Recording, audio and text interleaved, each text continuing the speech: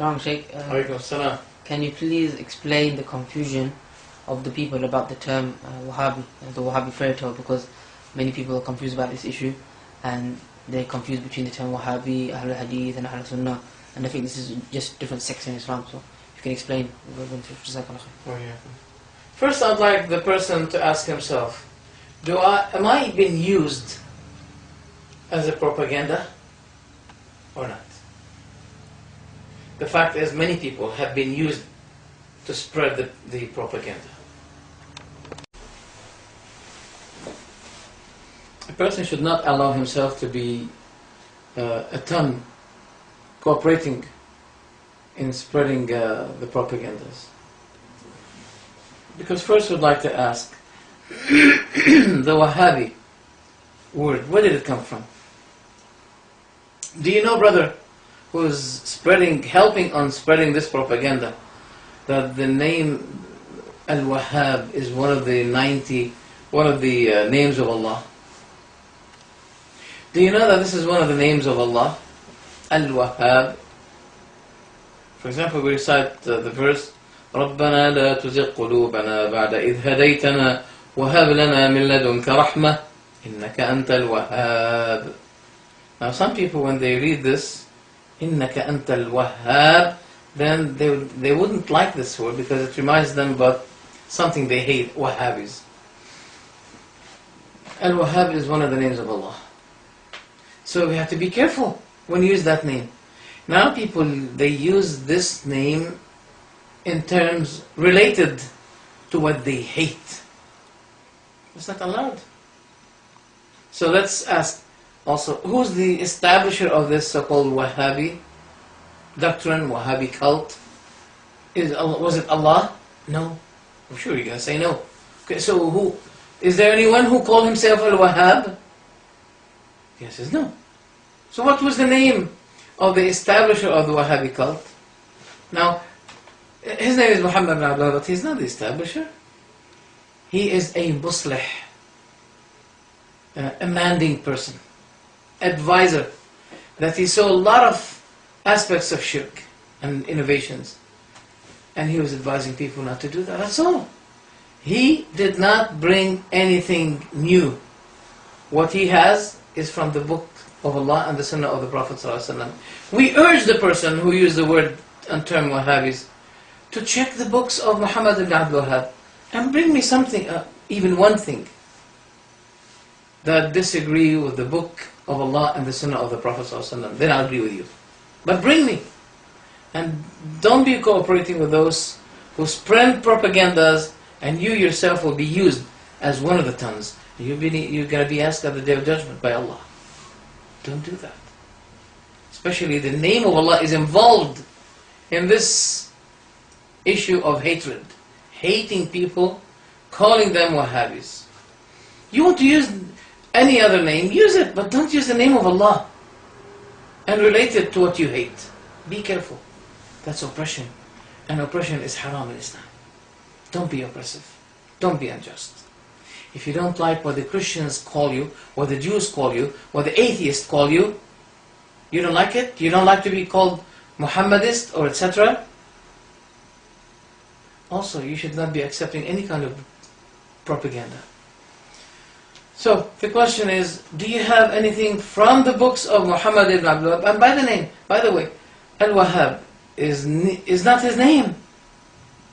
His name is Muhammad bin means the son, of Abdul Wahhab. He is Muhammad, the son of the servant of the Wahhab. So both the father and the son have nothing to do with the name of Al-Wahhab.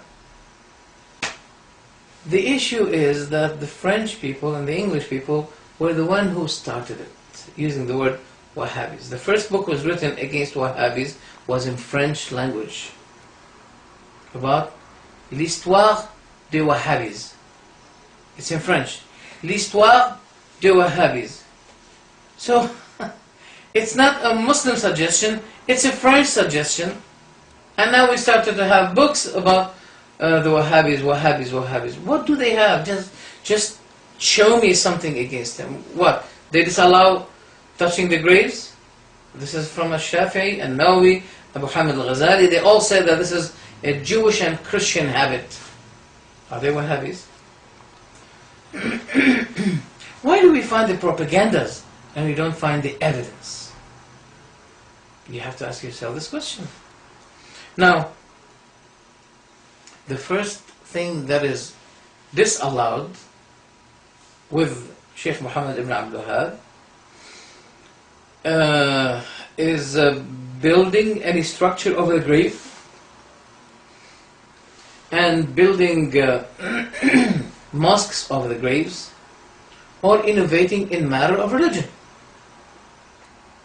The first thing is that they have two important basics. And لا يعبد إلا الله, that none should be worshipped except Allah. The second basic is أن لا يعبد الله إلا بما شرع, that Allah should not be worshipped but what He made a law of worship for us. When we innovate in matter of religion, we are making new laws. We are modifying Allah's law of worship. We should not be doing this. The matter of worship had been planned for you. You have the best model of worship is the Prophet ﷺ. You will die before accomplishing the prophetic way of worship. He worshipped Allah much better than you, and much better than millions of Muslims. And no Muslim will reach to worship Allah equally, I'm not going to say better, but even equally to the worship of the Prophet. He won't be able to do that. So, are you telling me that you finished what the Prophet was doing and now you're looking for something additional? You can't say that. So what had been planned for you, what had been made a divine law for you in the Sharia of Allah as a matter of worship, take it and don't innovate. Because the Prophet ﷺ said, لَعَنَ اللَّهُ مَنْ أَحْدَث, may the curse of Allah be on the one who innovates. أو آوى محدثا, or accommodated, supported, sponsored an innovator. And this hadith is authentic. And Allah subhanahu wa ta'ala said, قُلْ إِن كُنْتُمْ تُحِبُّونَ اللَّهِ, say, if you love Allah, فَاتَّبِعُونِ, then follow me. Don't add anything more to what the Prophet ordered you. فَاتَّبِعُونِ, then follow me. يُحْبِبْكُمُ اللَّهُ وَيَغْفِرْ لَكُمْ ذُنُوبَكُمْ, then Allah will surely love you and forgive your sins if you obey this messenger. So, worship Allah alone and don't innovate in religion. And I wonder, people call them the horns of the devil. Qarn al-Shaytan, the horn of the devil. Those Wahhabis, they are called the horn of the devil. Does really the devil say to you, don't worship anyone other than Allah and don't innovate in religion? Wallahi, if this is the kind of the devil, I think we should be following the advice of the devil. The devil never said to you, don't innovate in religion. The devil never said to you, worship Allah alone, don't supplicate, don't raise the hands up or down to anyone other than Allah.